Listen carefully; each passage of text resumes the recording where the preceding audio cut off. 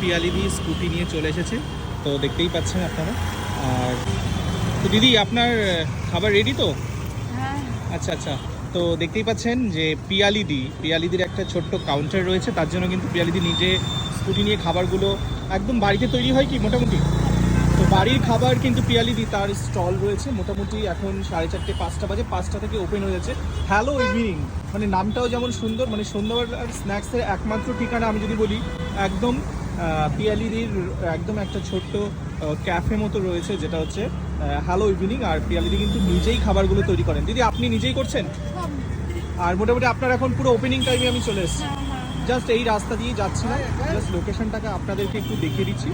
আর এখানেই কিন্তু রয়েছে পিয়ালিদির এই ছোট্ট কাউন্টার, যেটা আপনাদের ভালোবাসার খুব প্রয়োজন। আর পিয়ালিদির সাথে কথা বলে নেবো, মোটামুটি দোকানটা এখন ওপেনিং করা হচ্ছে। তো হ্যালো ইভিনিং রয়েছে পিয়ালিদির ক্যাফে, হ্যালো ইভিনিং।